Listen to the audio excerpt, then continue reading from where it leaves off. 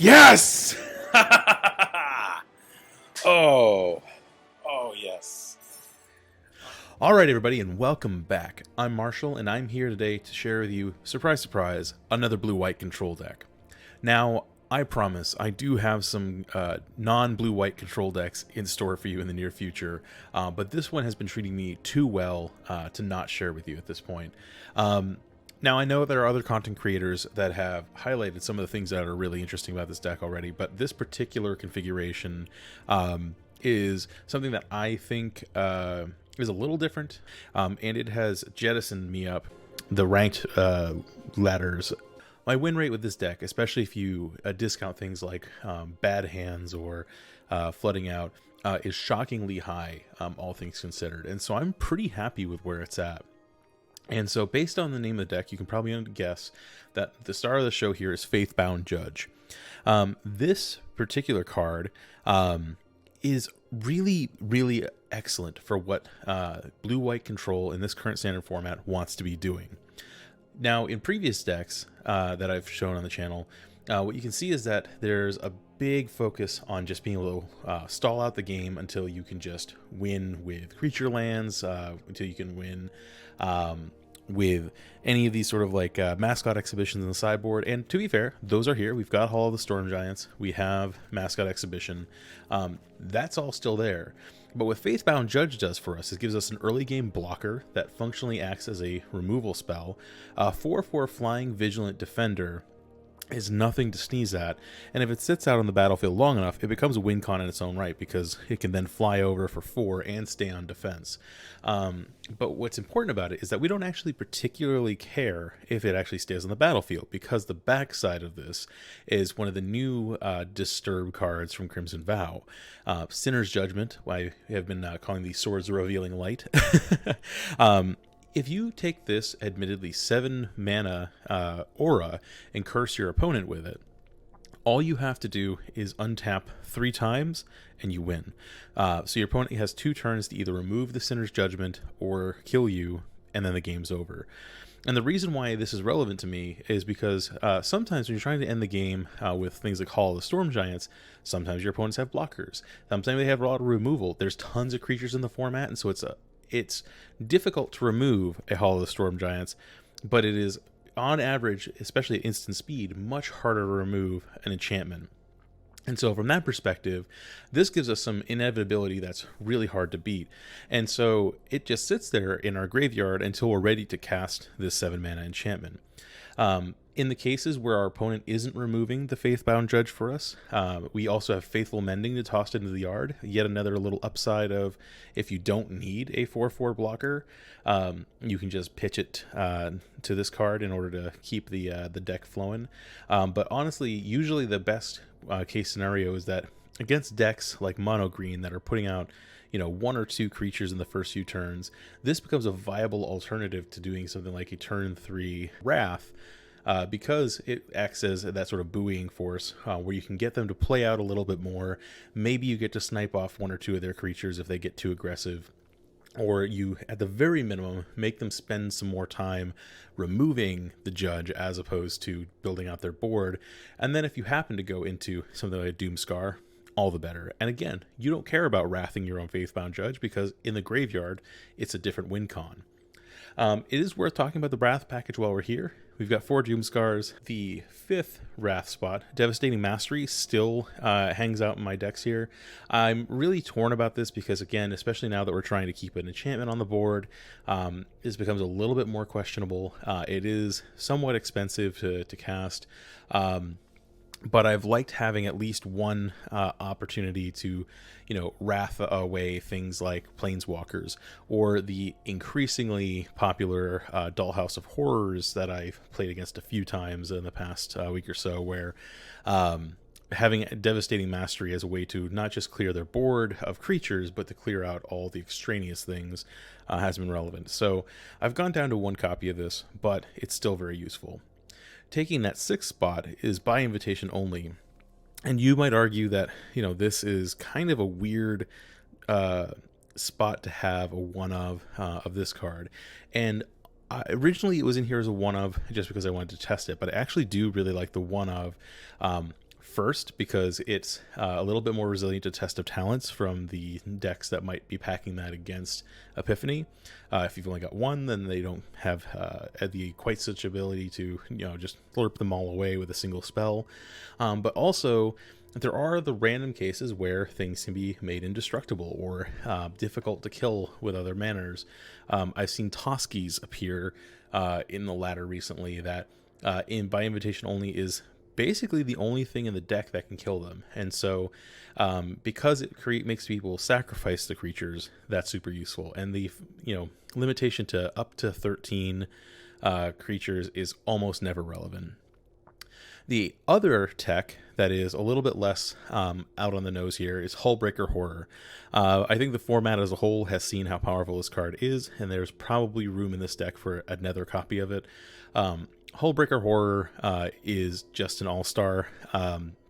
It does require that you have other spells to back it up, but if you can get to what this deck has always wanted to do, which is get to 7 mana and then leave up interaction, Hullbreaker Horror becomes a really easy way to flash in a blocker that can then just attack face continuously, and it's shockingly difficult to kill if you leave up interaction of any kind. Cast a Wrath with Hullbreaker Horror on the board, then you can trigger it and return it to its own your hand on its own. If your opponent casts a spell to try to remove it, you can use something like Faithful Mending to draw cards and bounce it back to their hand. And so it's got built-in protection for itself and a way to just make the tempo really difficult. And it's not impossible to have both Hullbreaker Horror and Sinner's Judgment on the battlefield at the same time, in which case it's not always clear which one of them is actually going to be the thing that kills more often. But by attacking the opponent on 2 different fronts, you basically divide up all of their different options, and it becomes a really interesting way to close out the game. Otherwise, the mana base is pretty standard, running tons of Field of Ruins, which is a nice upside of being blue-white. And then the sideboard is pretty much the same Learn board that I use in every deck. And I'm still pretty happy with it. So let's go ahead and dive in to blue-white Judge control and start raining down some swords on our unsuspecting opponents. See you there.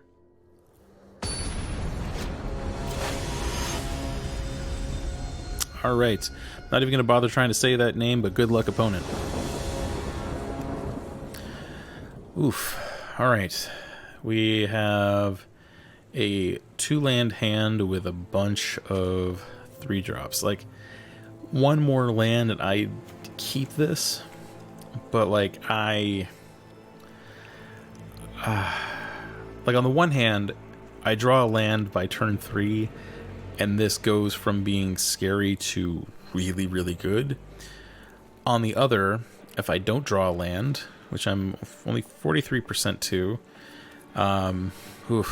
it gets rough. You know what? Screw it. I'm going to try to make it work. Deserted Beach and pray to draw land. Rewarded!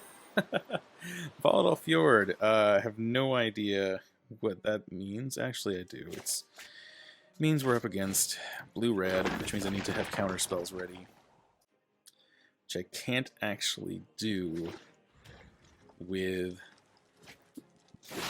this particular set of lands, so that's not great.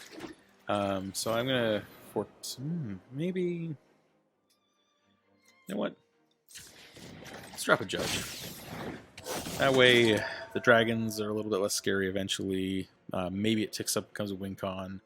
But the wash away 1 mana mode against Epiphany is really good.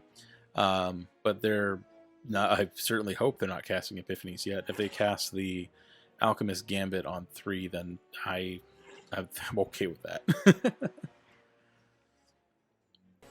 I've got to play assuming that it is Epiphany until proven otherwise. What you got going on, Fabricio Lurenko?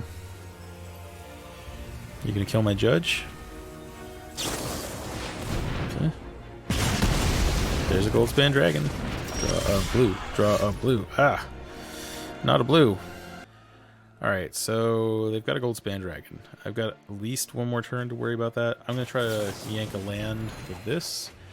Got there. Now the question is what to discard. I think the answer is Devastating Mastery. I've got other win cons. This feels awful, but that's what's going to happen. Drop an island, and the odds of me countering anything from exile are pretty low, so I'm going to foretell the Doomscar as backup and just pray that I don't get punished too much. Okay, here's something I hadn't thought about. There is a small chance that they exile something I could have washed away here, but given that they'll be at most at 2 mana, I don't think that's a huge concern. Yeah, they exile the land anyway. Wash Away has a lot of really interesting cases where, like, you don't always think of it as something that you're, like, casting from outside your hand, but lo and behold, that's exactly what's happening. If I wasn't going to draw a land, then Fateful Absence is pretty darn good anyway. I just go ahead and pass the turn. I need to hit my land drops eventually, but I can't... Knowing that they got a Goldspan in hand, I can't afford to Faithful Mending main phase. Yeah, they get to behold the multiverse. Fine. Take a look at it. It's probably pretty exciting. The art for that card is actually pretty cool. I appreciate the references that they've made throughout all the different little shards and whatnot. There's a Faceless Haven. So I will eventually want a Field of Ruin amongst many other types of lands, but I will cleave this Goldspan Dragon and, well, guess we're running it back, as they say. Getting stuck on lands against this deck feels unusually bad, but at least I've got counters for days.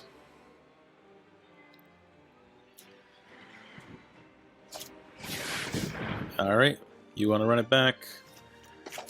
I can keep running it back. Eventually they'll animate the Faceless Haven, and I kind of want to save this Fateful Absence for that. That's a land. Having as much blue as possible is important here. Now I just got to go ahead and sit back and hope for the best. Expressive Iteration. Go for it. I wonder where those come from. Alright. Must be nice hitting all your land drops, Fabricio.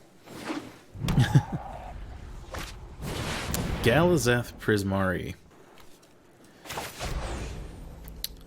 That's going to suffer the same fate as all the others. Go. Get. Alright. Happily take that land there. Don't think I can afford to go shields down, and since I played a land, there's not really a reason to, actually. The things I've got in my hand I like enough that I don't think I can really Faithful Mending in a way that makes me feel warm and fuzzy, but we'll see. Really looking forward to Fateful Absencing this Faceless Haven, I guess. Well, I got another one, so life can't be that bad. Got one more Wash Away in the deck, and then after that, I'm relating on Test of Talents and as a one-of, and then a couple Syncopates. I don't have a way to recycle the graveyard in this deck. Smoldering Egg, sure. Faceless Haven. Are you going to boot up the other one? Yeah, there you go. That feels nice, huh? Let's go ahead and go into combat, just in case there's a random 1 mana thing that they can cast. Kill this.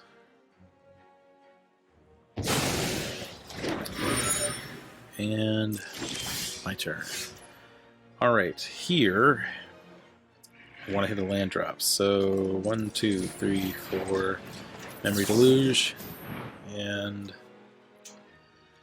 this is amazing, but Hengegate Pathway, Fateful Absence. I could have asked for worse, so I'll take that. There is a very much non-trivial chance that they just Epiphany me here, and that will not be great, but at least I have a Fateful Absence for the egg. So there's that. I'm gonna turn on Faceless Haven. Alright, alright. I see you. We're having a lot of really redundant as hell plays this game. Got a counter? Come on. You know you won. Ooh. Okay, you're gonna crack the clue? Seems decent. Okay. Oh, they cracked the new clue. You showed me. Alright. Let's see. 3 mana. There's a there's a Field Rune. I would have much rather have used that, but hey, you can't win them all. I think I'll leave up Memory to Lose here and just pray that they don't have anything to punish me too badly, because now I can't even deal with the Smoldering Egg. So this could literally be it. I think if they've got an Epiphany, like, they don't have anything Foretold, so that's not gonna matter. I was gonna say if they had a Foretold Epiphany, then I could Memory to Lose and hope I grab my last Wash Away, but that seems ambitious to say the least. There's Epiphany. In Faithful Mending and hope for the best. There's a chance that I grab a Syncopate or Divide by 0. I do have to discard my Hullbreaker Horror. That sucks. That sucks so bad. Yeah, that's not ideal. But hey, Smoldering Egg, go away. Environmental Sciences. Now, if they have another Epiphany, then that was not great. But I mean, putting the Epiphany back in their hand just to have them Smoldering Egg again is not a great outcome either. So either way, I'm going to take some pain next turn. Hopefully they just don't have another Epiphany. Certainly not how I had hoped that turn would play out, but they've got a lot of mana. Yep. Okay, but this at least tells me that I will get to untap next turn. Losing both of my Hullbreakers is going to make this game a lot more difficult, though. I think the answer is Doomscar and Pray. Okay. Not bad. I want to Environmental Sciences. Get myself an island. And then I'll pass. I want to ideally Field of Ruin their Faceless Haven on their turn. Just get them to sink the resources into it ideally. I mean, they've got no shortage of mana at this point, but no reason to make their life easier than it used to be. So yeah, I mean, this basically means that once they get inside of combat, it's, you know, depending on whether or not they really use a mana at instant speed, it's somewhere between 3 and 4 mana that they've just sort of sunk for no reason. But this is the best I'm gonna be able to do. Grab this island. I'll take that. Island, Doomscar, and there's a chance that they have a counter spell, and that would be no bueno. I think at this point I need to... Well, alright, so the ways that they make my life difficult are Goldspan Dragon, which they still have 3 of. This takes the edge off that a bit. So let's pass that, and then realistically the biggest... Oh, they're going to have to spend all their mana doing this. Haha, fine. Realistically, if I cast the Faithbound Judge and they've got Epiphany, then, or the one from the graveyard, so the Sinner's Judgment, there's a chance that I just never untap there. Now at this point, though, what do I want to do? Memory Deluge. Don't have any action, really, so that's probably a decent enough play. I'm just going to go ahead and hope that they continue to not have it and try to see if I can judge them.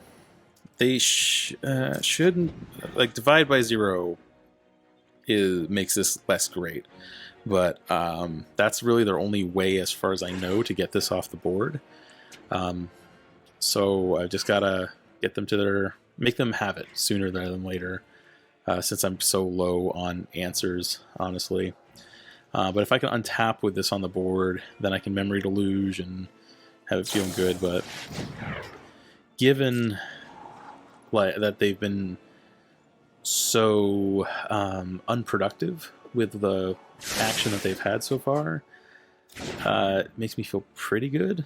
They left one card on top there, so Always Epiphany. Yeah, that's gonna have to be fine with it. If they're able to start chaining Epiphanies together, then that's going to be less great. But I've got to just kind of play to my outs here, and I don't think if I don't get a clock on them sooner than later, then they're just going to get to it regardless. And so if all they're getting off these extra turns are birds, then I'm feeling okay about it. They put both things to bottom, so that's okay. It's if they're able to drop a dragon as well, that'll be tougher. So there's the gold span. That's kind of what I was worried about. If they have another Epiphany, then this gold span is going to give them enough mana to use it. So that's not great. The one downside of Sinner's Judgment is that if they're taking extra turns, then they don't count toward my guy. Okay. Divide by Zero is a good pull here. So I'm going to Doomscar. Saw it coming. If I divide that by 0, then they will... they'll be able to recast it. No, I should have put the Doomscar back in hand. No, this was a misplay. That was a big misplay. I need to grab Reduced to Memory now. Because this can produce 2 mana while the gold span's on the board, so that was really, really bad of me.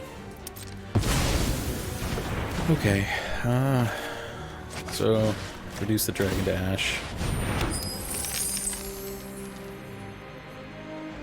They're going to get a 3-2 out of it, which is not great. Not great at all. They're down to 3 cards anyway, so... Ugh. These Epiphany decks, man. They always put you to the test. Alright, we're getting close, though. That is indeed a thing. Let's go ahead. Memory Deluge. I need to be able to strategize a little better, so that's where this is going to be helpful. Divide by 0 is a great pull. Got a land in hand. So I'll take a Memory Deluge on the off chance that nothing goes awful next turn. If I untap, though, I win. That's all I gotta do. Is untap. Alright, so it's 5, 4. Alright, I've got to do it inside of combat.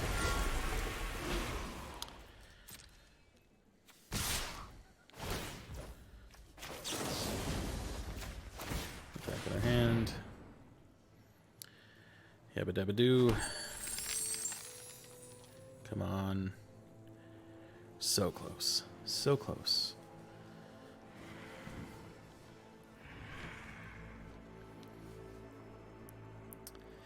They clearly have something. But please don't let it be a way to push through that last damage. Okay. I mean, I'm going to take environmental sciences on the off chance. They could have, I mean, if they had a Allrun's Epiphany, they were going to be able to cast it anyway, so am I going to get there? Come on. Yes! Yes, we got there! Come on. Come on. Yes! Oh. Oh, yes. All right. That's the Sinner's Judgment in action. We got there, guys. We got there. All right. NVN S51, good luck. All right, here we have an interesting hand. This has some action against control. It can do things against aggro, but it's not a great hand. I think it's better than going to 6, though, so I'm going to keep it and perhaps end up leaning on Amiria's Call for our third land here.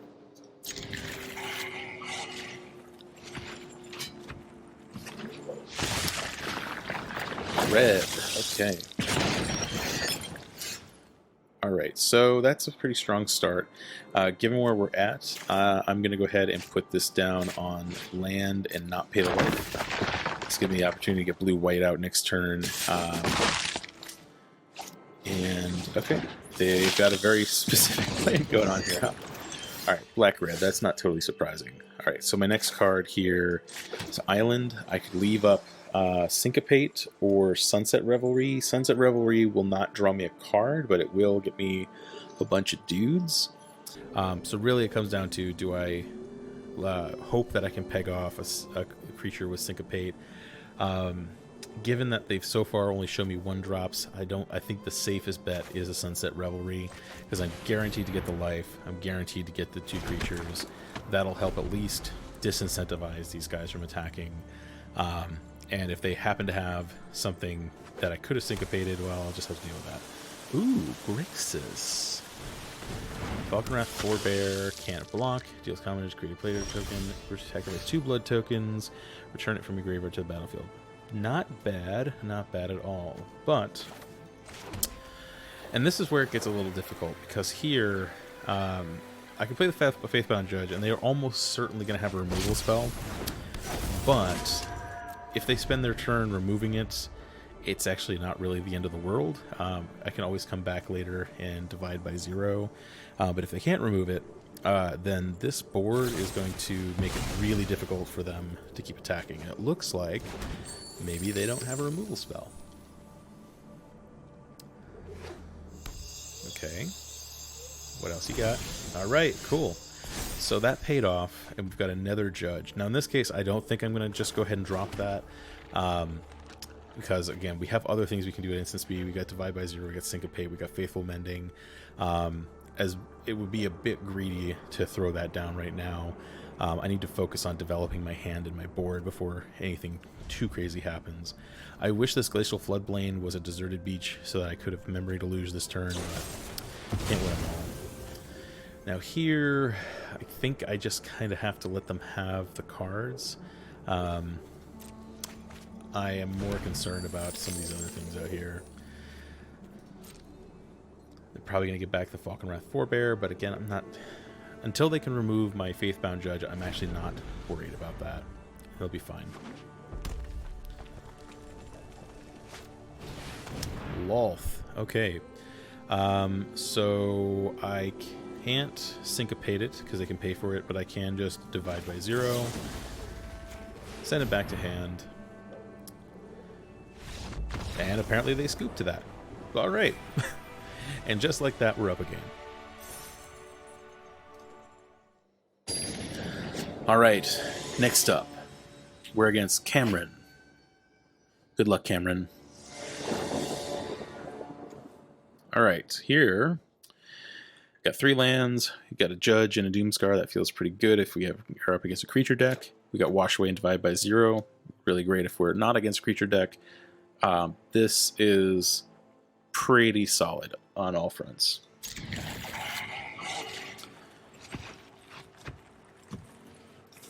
Do my little hello wave. Mono green. Okay. So, Doomscar, that's going to be good. Well, I guess I don't know if it's mono green. It's probably mono green. I've been seeing less of the mono green decks and more of the green white and green black decks since Crimson Vow came out. But honestly, the mono green deck got enough new toys that it is as good or better than it was before, in my opinion. See, here we go. We got green white. This is the Lifegain deck. Seen this a few times. Not a huge fan of playing against it because it either looks pretty silly or it snowballs and just does disgusting things.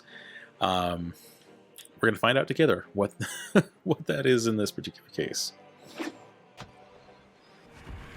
All right, Cameron, your decisions can't possibly be that hard.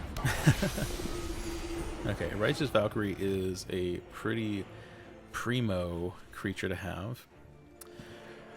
The real question is how much value do I want to eke out of this Doomscar? And I am very much guilty of leaning too much into Doomscar. And so here I have the option of leaving up a counterspell, wrathing the 2 creatures they have, which isn't an awful play, or dropping a Faithbound Judge. This is one of those cases where Faithbound Judge gives us the opportunity to play on a different axis here. Now, if they happen to have like a Skyclave Apparition here, then I kind of look a little silly, but even then, I still get a 3/3 out of right there. But I'll happily use this as a removal spell. It will force them to... okay, not bad. It'll force them to do something like that, and not get a whole lot of value out of it in the grand scheme of things. I don't care if that card's in the yard. I really, really don't. So there's a Glacial Floodplain. Now, I think I still pass the turn, leave up Divide by 0, because if they try to pull a trick like that, then I've got the Divide, obviously. But it's interesting that they're not leaning all into this. I'm going to go ahead and take the damage. I'm curious about why they didn't play anything main 2 last turn. So I'm going to go ahead and just try to set them back a little bit on tempo. There's a chance here that they've got Snakeskin Veil and I forget my life choices, but looks like it came out okay. I've got 4, we'll have 5 in hand, they have 4, so I don't want to take Teachings yet. I think I'm going to go Environmental Sciences because my life is running a bit on the low side. And then,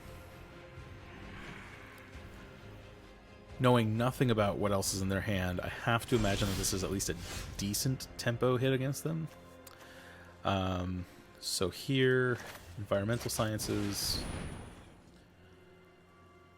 I'm going to want to get a Plains so that I have my 4th white source.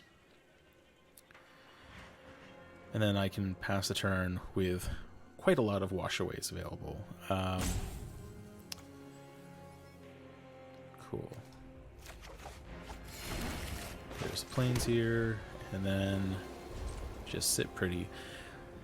If they don't have anything better than what they're currently showing, then you know, eventually I can hopefully wrath and leave up. I need to Cleric class. That is worthy of a counterspell solely because I don't have a lot of other clean ways to deal with it. And again, I have to imagine that that's what they ripped off the top, or they definitely would have played it in any one of the times that I was tapped low or down. I don't know exactly what they're deliberating here. I'm curious what instant they have in their hand. that was an issue there. Okay, let me just Valkyrie. And that exact interaction there is why the cleric class had to go. But life gets a little bit easier here. Ooh, excellent pull. Because now I can go ahead and just get rid of the creatures they do have and sit on a wash away in the event that they have anything else waiting in the wings. Valkyrie Harbinger. That is indeed a very big creature. At the beginning of each end step, if you gain 4 more life. Alright, so that's not going to do anything yet, but I don't know that I'm going to get any clearer things to get rid of. So if I wanted to get really aggressive here, I could just play the Faithbound Judge now. Given that I don't have any actual removal yet, I think I'd play the Glacial Floodplain and plan until I have a way to answer things like a Voice of the Blessed, which I'm actually going to let resolve for the time being, since it doesn't fly yet. Focusing on this Hall of Storm Giants is a little bit of a better play. Play an island here. Just sit on the Field of Ruin as long as I can. I don't know if they have creature lands, but then it'll maybe trip them up. The Marius Call is going to be very useful eventually, and we have all of our 7 mana plays coming up at once. But at this point, leaving up the Hall of Storm Giants to, if they don't pay attention to it, it can ambush Viper or Voice of the Blessed, and also having access to Wash Away in case they've got something crazy going on. I feel a lot better about that. Let's see.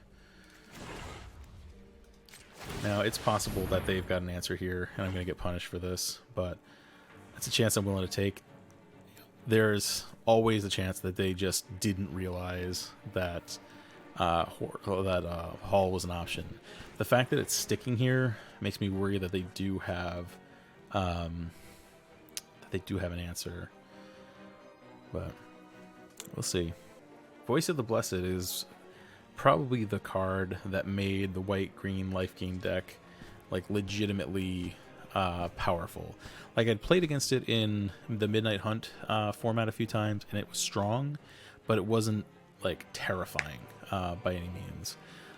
With Voice of the Blessed, it can snowball pretty far out of control, and so while I'm not convinced that it's the best card or best deck in the format, it's at least very strong. And I'm so curious about what our opponent is deliberating here. Either you got the answer or you don't, I mean, I'm being a little greedy by activating this into 7 open mana, but it's not worth salt roping me over, right? Right? Let's go ahead and give him a little Wolf Moon. Maybe that'll put him in good spirits. No pun intended. Ha ha ha ha. I really hope that by the time I got to the bottom tier ranked ladder, that it will less of this. So it seems like actually more at this point. So honestly, platinum players have on average been less spiky than they were in silver. For my experience, that's a bit unusual, but here you go. Meet your dude. And untap. Cool. So, Hengegate Pathway on blue. Now I've got 9 mana up. I think same plan. Just sitting back. I want 3 mana up so that I can drop a 7 mana play and have Wash Away up. 12 life isn't the comfiest life total I could be at, but honestly, if they rope me again, then it's not really going to matter what my life total is, so... Nice for future viewers, because I will probably waiting out of this salt roping. Let's see, maybe, let's wait, no? Yeah, we'll do a little bit of that, no? No, I'd like to, you down the situation, but really, no? They appear to have some association with, Azorius tournament, so why not? Alright, well, good game, Cameron. Sorry it had to end that way, but GG.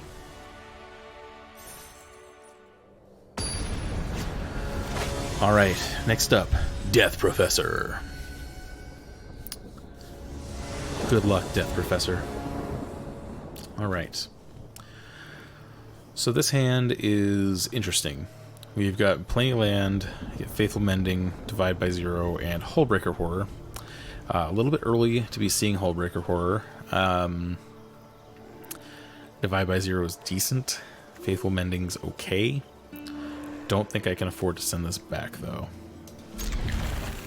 There are a lot of things that punish me for this keep, though. Sir Beach, go. Silver Quill Campus.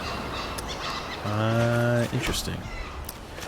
So I'm going to go ahead and foretell this. That was actually a pretty good draw. They're creatures of any make and model, then having access to a Wrath is going to make life a lot easier. Not sad about how I'm drawing here, but I do want to get more interaction sooner than later. Okay, whenever Nadar, Selfless Paladin, enters the battlefield, venture into the dungeons. Interesting. I haven't played against many of these venture into the dungeon decks, but I do know that they have a almost combo finish. So I'm not a huge fan of that. Now they are sitting on 7 cards, so I can safely take Teachings here, which I think is the better call for the time being. Drop an island and Teachings. They're probably going to cast an Adar again. I can Wrath eventually, but having a bunch of lands when I have 2 7-drops in hands is not the worst thing, but it is not quite where I want it to be, if I'm being honest. Alright. So next time they could probably going to create a treasure token. Alright, this particular one doesn't seem to be quite as scary as I thought it would be. That's fine. Here, since I'm just flooding on lands, I'm going to go ahead and main phase Faithful Mending just on the off chance. Rip something more useful. Wash Away is good here. Well, we have literally our whole playset of Henge Pathway. This is ridiculous. Yeah, get rid of those. Ugh, get out of here. I want to get down the Hall of Storm Giants, but I also want to leave up a... counter spell just in case. I'm not going to worry too much about killing this Nadar until the board gets a little bigger. We have a Wrath just sort of sitting there ready to go. But I do have to avoid falling into the trap of getting too cute with trying to Wrath too many things. So that is the sort of danger to any of this. So Cloister Gargoyle. As long as you complete a dungeon, it gets to 3+0 and flying.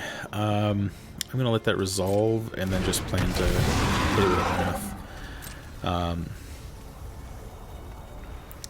Again, the few times that I've played against these dungeon decks, they've kind of just exploded all at once, so my expectation of what will happen here is unclear, but I think I'm going to Faithful Mending again, just see what else I can rip. Another Wrath is pretty decent. Fateful Absence is going to make it a lot more palatable to deal with the Cave of the Frost Dragon when they get to that point. I think here I ditch another Hengegate, and it feels bad, but Amiria's Call is pretty much everything else in my hand I want to keep. Now I'm actually somehow back at a point where, let's see, the 6/5, man, they could potentially turn that back on. I'm actually back at a point where potentially Hullbreaker Horror is difficult to cast, but I did draw another land, so doing all right. The question here is to get Hall of Storm Giants online, because that'll eventually let me get to Hullbreaker Horror, or there is a small chance that having Field of Ruin up ends up being useful, because if I play the Doomscar here, then that could be potentially my play. I think that's the way I go with this, and then Wrath. Because basically, yeah, this feels good, because now I have a counter spell if they do something crazy, and if they for some reason try to activate the Cave of the Frost Dragon, then I can just go ahead and null that out. I don't feel awful about the position that I'm in, but this is not quite won just yet. They've chosen to cast another creature. They're a little short on land. I'm going to keep the Wash Away in case to save for removal against the Hullbreaker Horror, and I'm going to let this Nadar dissolve. Maybe I'll learn to regret that, but we'll find out together. Alright, they now have completed a dungeon, which means that those gargoyles and whatnot are going to be... I mean, they're still not amazing. 3/4 flyers for 3 is not great. Fate's Reversal put in their hand and then venture. Yeah, have fun. That's fine. They're just gonna keep doing the Lost Mine of Phandelver, huh? Again, I feel like there's gotta be a catch here I'm not seeing. I'm gonna just go ahead and get rid of this. This will let me just have a little bit more peace of mind, I suppose. I'm gonna go have another island. Second Hullbreaker Horror is not something I'm going to be sad about. Call online, and then I guess I just leave up Wash Away and Fateful Absence. That seems like as good a plan as any. Now, do I let them attack? I think, let's see, the next one is create a treasure token or a goblin token. I think I'm going to go ahead and just assume that the Nadar is probably one of the better creatures in the deck and just kill it. I do have a counter spell, so not crazy worried at this point. Maybe I should be, though. Who knows? It had another Nadar. Yeah, fine. Next turn I can actually use Hullbreaker Horror to, what do you want to say, ambush it. Triumphant Adventurer. Death Touch. As long as it's your turn, Triumphant Adventurer has first strike. Whenever it attacks, venture into the dungeon. Okay. That is the thing. Play a land. I do have the option here to instead of Hullbreaker... Well, I can still Hullbreaker Horror at instant speed, and then by invitation only I can pick it back up. I'm going to go ahead and just leave up a blocker here. If they want to hit me with... hit me with this Triumphant Adventurer, fine. But otherwise, I'll either Hullbreaker Horror, which I don't mind so much losing now. Hullbreaker Horror to eat the Nadar, or Hall of Storm Giants. I think the Nadar is... Well, actually, since they're leaving up so much open mana, I think I'm actually going to use the Hall of Storm Giants. Or do I do either of those things? The dungeon. So now they've completed 2 dungeons. So that is the real question, is do they have instant speed removal? And if so, what do I think about it? I'm going to go with the Hall. So at least it is going to tax the heck out of their mana if they choose to remove it. Oh, okay. What you got? Creature dies. Return to the deck. Okay. Fine. Now play out your Cloister Gargoyle. And I will wrath them all away. Soul Shatter. Okay. That is not the answer I expected them to have. So, good to know. I really would like them to play out that Cloister Gargoyle before I Wrath. Let's go ahead and just make some dudes and draw some cards. I won't complain about a Memory Deluge. Since I can block both of these things, I'm going to go ahead and just pass. Again, I'm always worried about getting too cute about these Wraths, but I've got to get the board to a point where they have to feel like they have to spend a ton of mana to reinvest and get back in the game so that I can drop the Hullbreaker Horror with fewer things to challenge it, because like I don't have enough mana to multi-spell with the Hullbreaker Horror on the battlefield. That is the one downside of not having Fading Hope in the deck anymore, is that it becomes a little bit more challenging to just jam Hullbreaker Horrors. Just pass the blockers. Eat. Done. Pass to first strike damage. Yeah, pass to regular damage. No problem. Cool. Now this is a case where if I hadn't cast the Sunset Revelry, I would be a lot safer to Hullbreaker Horror, but you know, can't win them all. Take a Doomscar, and let's grab a Field of Ruin just as insurance against another creature land. Haven't seen one yet, but I'm sure they're in there somewhere. So I can cast by invitation only, or Doomscar. I think I buy invitation only because it's going to cost me 5 mana regardless this turn. And then there's a potential for the Doomscar to be foretold later. And boom. Now they have lots of cards in hand, so this is not me getting out of jail free by any means. But because they have a lot of cards in hand, there is a chance that they potentially overextend, although I don't have open mana to punish that overextension with at least a Hullbreaker Horror this turn, but alright, they're going to keep getting back Nadar. I think I'll just counter the Nadar if I am going to counter anything.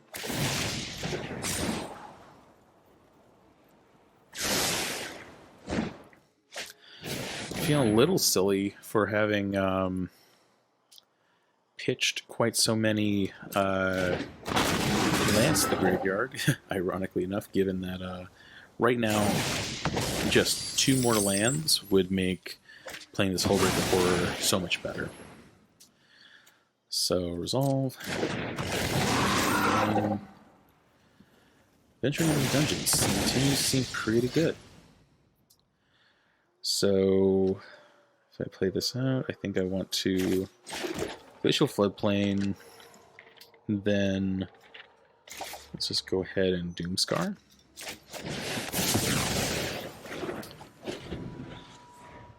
So now next turn I can Field of Ruin and have up both Hullbreaker Horror and Wash Away, and that's going to be the sweet spot, because then it will have all sorts of different action, and I basically don't want to make sure I'm not in a situation like I was with the what do you want to call it, the Hall of the, I want to make sure I'm not in the same situation I was with the Hall of the Storm Giants, where they were able to soul shatter it. Asarak. What are you, Asarak? Enters the battlefield. If you haven't completed the Tomb of Annihilation, return it to its owner's hand and venture into the dungeon. Whenever it attacks, for each opponent you create a black zombie. So I don't think they've completed that particular dungeon. So I think I let that resolve. Okay.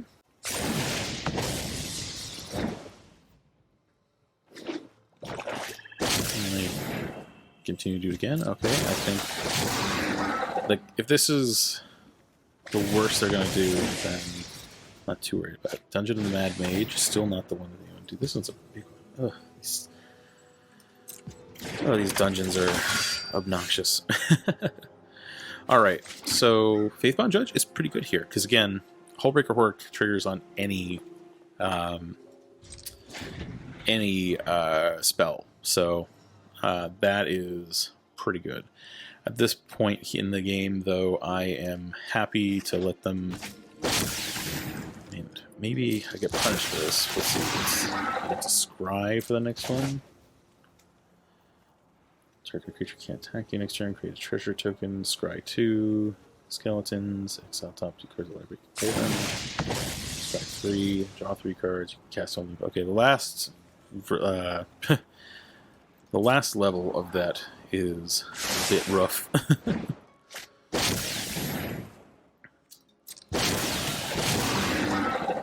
Okay.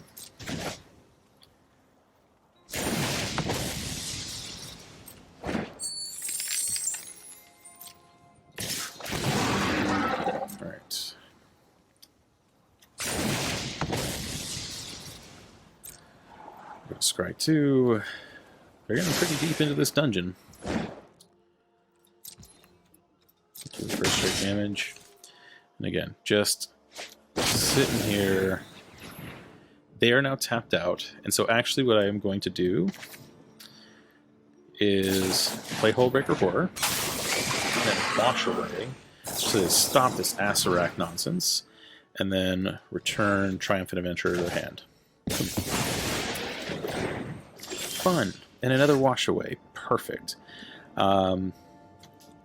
This is just fine. I am tempted to just drop the Faithbound Judge here. You can choose up to 1 for this, so I could drop the Faithbound Judge and get that going. It's a clock, and if they kill it, then it becomes a different kind of clock. So there is... Oh, and I still have 7 mana up, so I can still do all sorts of shenanigans with Hullbreaker Horror, Memory Deluge. I'm feeling pretty good. It's taking me a bit longer to get to this feeling of stability than I expected. But hey, at least I'm here eventually, right? Right, Precipitous Drop. It changes the creature gets -2. If I complete a dungeon, it gets -5/-5. Totally fine. I think they misunderstand why that card excites me.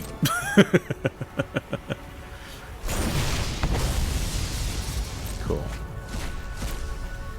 So they got Cloister Gargoyle and a Meat Hook Massacre. Okay. Still not particularly worried.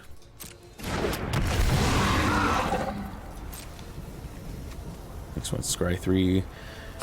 Not too far off from them getting to cast something from the top of their deck for free.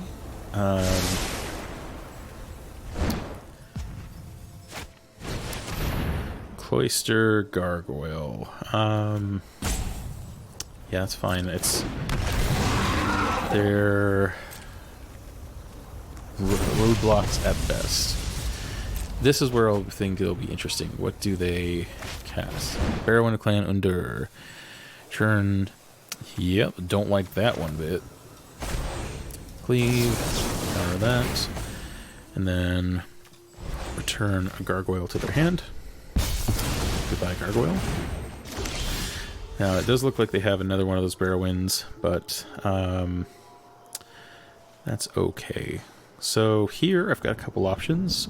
I can Sunset Revelry, that'll draw me some cards, and I can bounce their Cloister Gargoyle.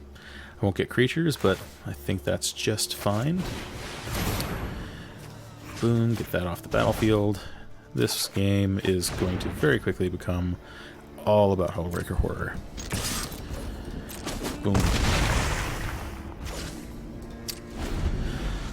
So, I mean, their hand is not awful. And the Maul of the Skyclaves means that if they can stick a creature, it's going to be challenging for me to get out from underneath it, but that does depend on them sticking creatures.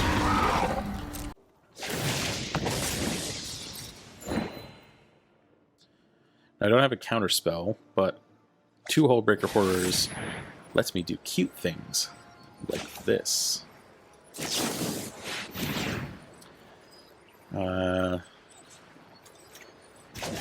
Whee! Look, Ma, no hands.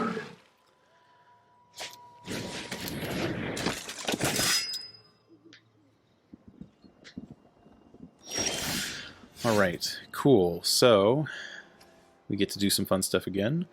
So, divide by 0 on Cloister Gargoyle. Then lets us bounce the Triumphant Adventurer. And I'll grab an Environmental Sciences, which will allow me to basically ensure what we have to play next turn. Let's see, I've got 7 mana up. I'm going to go ahead and just leave it at that. Memory Deluge and Hullbreaker Horror become nice ways to hedge against potential removal. Well, they only have 1 unknown card, and I'm not too worried about it yet. Yep. Go ahead and venture.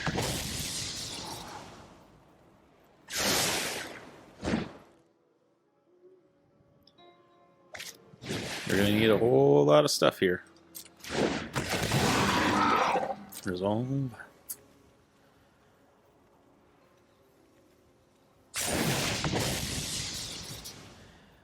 Interesting. So, I still don't know what that last. To target creature can't attack until your next turn is actually an interesting outcome here. So, if that last card is a removal spell, I get punished for flashing in Hullbreaker Horror here. Maybe that's worth it. I'm gonna try it. This is gonna at least force him to chump off with things.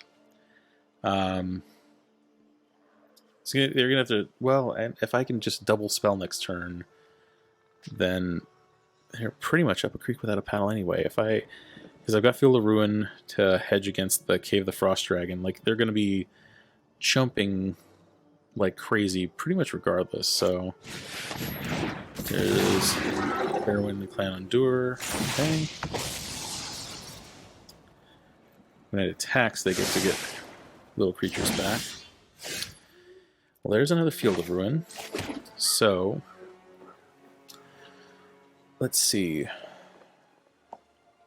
So I need to bounce 3 things in order to win, which I can bounce 2 things easily, but that's not going to be quite good enough. I think what I do is I Environmental Sciences. This lets me bounce. I'm going to bounce a Cloister Gargoyle and get a island. Right. And now they're in a position where they like to single block, but I can Memory Deluge or Hullbreaker Horror to keep the Barrowin from becoming an issue, so I'm going to go ahead and attack. I assume they're going to chump with the Cloister Gargoyle. They're like, oh, why can't I attack? It's because it's a different Hullbreaker Horror! Aha! Okay. I'm sitting on 9 mana, and I could do either of these things, and I guess the answer probably would have been to Memory Deluge and then hope I get a 2-drop spell, but then if they've got a removal spell, then things potentially get pretty bad for me. So I just pass. I'm not in a hurry here. I'm in the driver's seat. This Barrowin, I would really rather it not be able to attack. So the risk I run here is that if I Memory Deluge and then don't grab a 2-drop, it could get pretty nasty for me. Let's give it a shot, because I really, like, I don't know. This, I guess worst case scenario, I've got 2 more win cons in my hand, but really, like, this is their moment to make my life difficult. Well, there's my 2-drop, just in case. And grab another 2-drop. Something that doesn't need a target, just in case. Let's do attackers.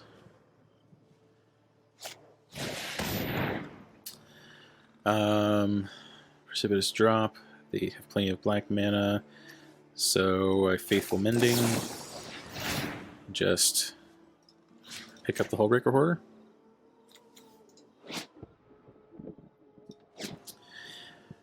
The having it turned into a 2/3 isn't the end of the world, but man, maybe it was the correct answer was to just let that resolve. I don't know.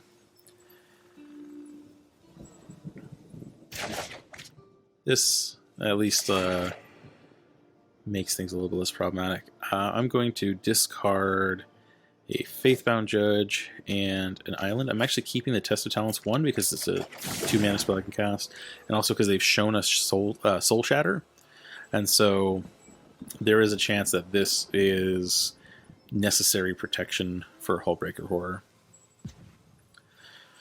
This is begging the question of whether or not I should get the Swords of Revealing Light online. I think it's not actually an awful play since I have Doomscar on hand, and so I can kind of force them to play a game they probably don't want to be playing. Guess it really depends on how many things they unload right here.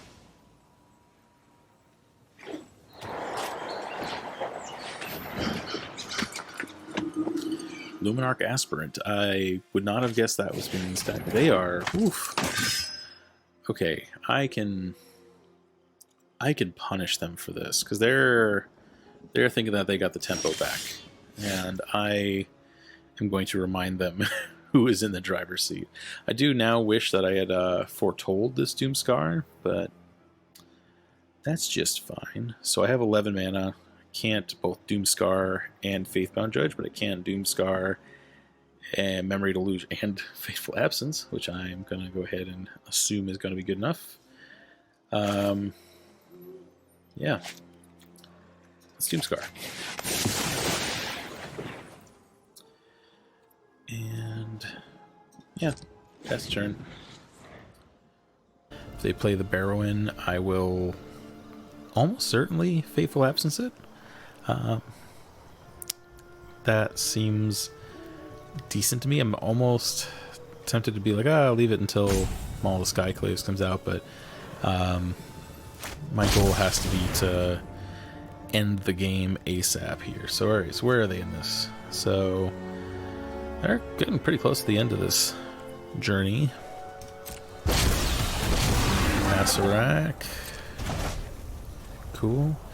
Something tells me they don't intend to complete the Tomb of Annihilation, guys. Azorius is gonna just continue being a yo-yo. Imagine that. If they don't give me anything worth countering or killing, and I may honestly put the killing off till next turn as well, then let's see. I do actually have the opportunity to Fateful Absence here and just stop this nonsense. So I'd really rather them not. So the Clan Undoer guy is going to get them to enter the battlefield. So they're going to do whatever as well. Yeah,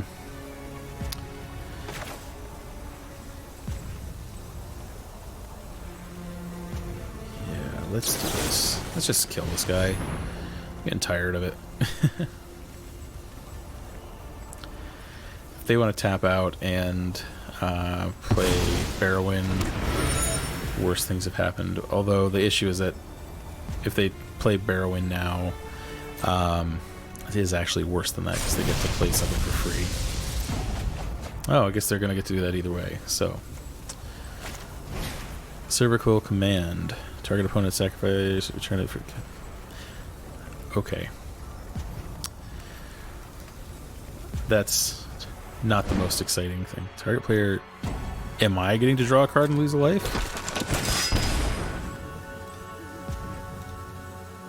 Nice.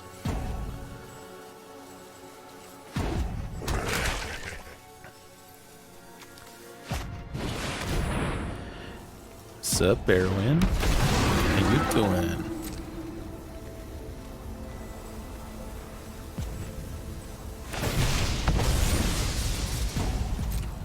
They're actually pretty low on cards in the deck. I mean, so am I, but one of us is at 4 life, so...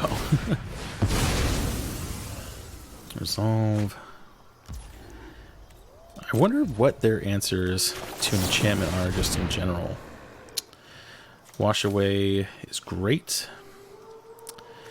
And Syncopate ain't bad.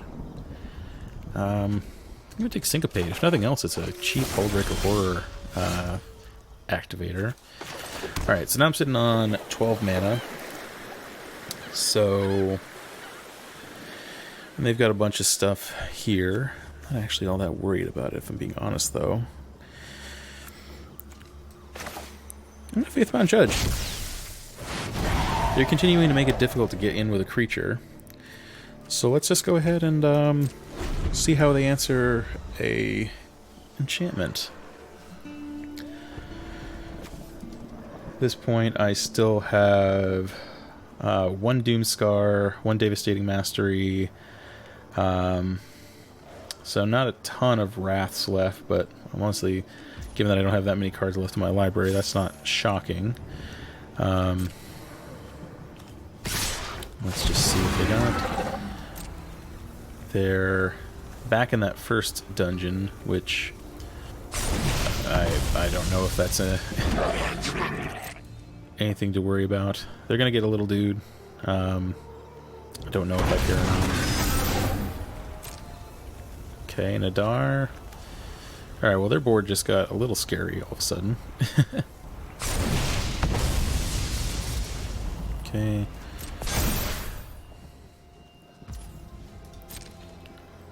That's the blockers. Yeah. Well, this hurts. Triumphant Adventurer, okay. Problem is that one of my 2 remaining Wrath effects kills my own Sinner's Judgment, so that's not ideal.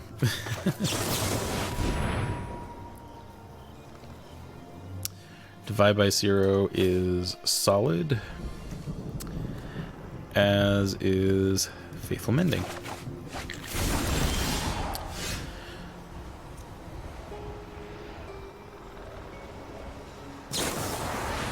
Yeah, I don't want to deal with that.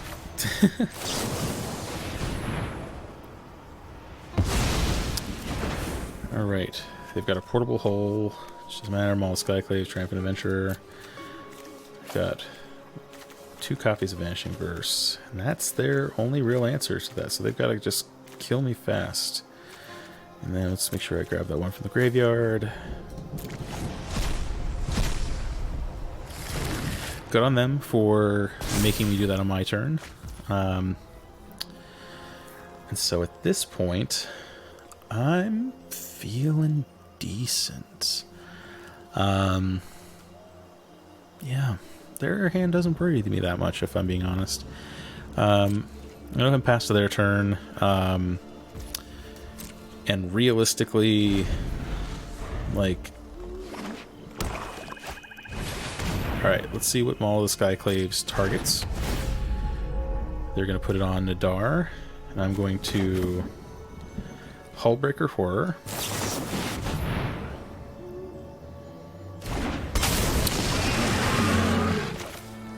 Divide by 0 Nadar.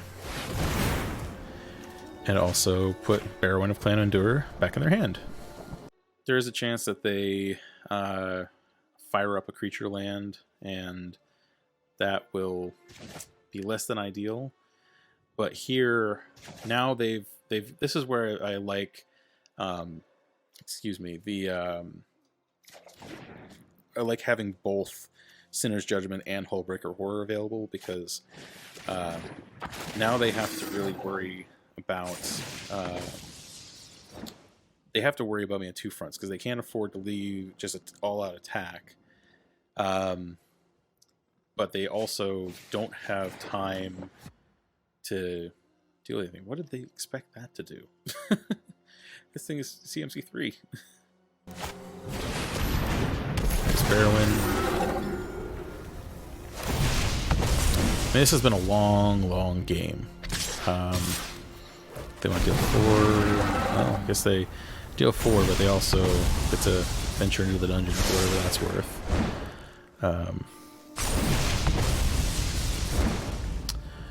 No blocks. Oh, okay. They pulled the business where I can't attack next turn. Aw, shucks. Triumphant Adventurer. Neat. Well, that's a fun card to draw there. So, because of Hullbreaker Horror, we get to do this. So we have 5 mana. That's exactly enough to Doomscar, destroy all creatures, pick up my Hullbreaker Horror, set them back to nothing, and then honestly, I don't even worry about playing Hullbreaker Horror because fine, do it. Field of Ruin. Because if I untap, I win. Just like full stop. And I think they know that because that's like, I don't know what oops could possibly mean otherwise.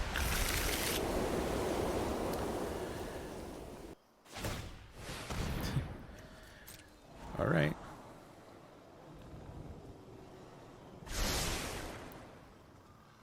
You're not getting another turn. Swords of Revealing Light. Bam. So there's another example about having both a creature and non-creature win con can help you diversify your threats and push through at the end. All right, folks, we're back with the wrap up. So at this point, you saw this deck deal with aggro decks. We got a really knuckles out match against Alrund's Epiphany. Those were some really, really long games of Magic. They're really technical too, and that's what I really like about it, especially that game against Alrund's Epiphany. Whew. The Sinner's Judgment really coming in key there. To be fair, having to discard the Hullbreaker Horrors early on is probably not how we draw that one up, but having the two different axes to play on, the fact of the matter is that that deck probably is ready to deal with Hullbreaker Horror, either through creature removal spells. We saw how they were just sitting, stockpiling all sorts of ways to kill creatures because we don't have a lot of other creatures to kill, so they were able to just sort of answer Faithbound Judge the second it came out. But then when it comes to dealing with an enchantment, all they can really hope to do is divide by 0. And I don't even know if they had that in their deck because they didn't show us a single one of them. But like in that last turn there, we just had to put off that last little bit of damage, knowing that if we untapped, we had basically won. They sat on that Sinner's Judgment trigger long enough to make me think that like maybe they were slow rolling an answer there. At that point, when we then have all the mana open, we can start memory deluging and start drawing answers. But I love how this deck feels coming together. It really can just sort of draw out a game against any opponent, and then again hit from so many different angles, whether we're beating down with angels or giant krakens that come out of the lands. If we've got the Hullbreaker Horror that just, if you are in a position where you've got a grip full of cards, this can just take over the game. We saw that with the dungeon deck where you get two of these and they just start chaining against one another and they just become really close to impossible to kill.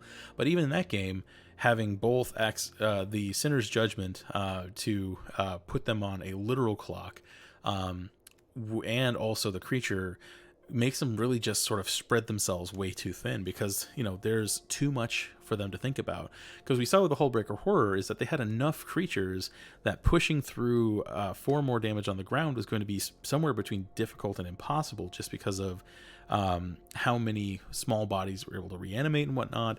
But forcing them to contend with the Hullbreaker Horror while the Sinner's Judgment was ticking up was just too much for them to deal with. And I think that maybe this deck isn't primed to be, the number one deck in the format, but I think it has game against pretty much everything. And I want to try out some other variations of it.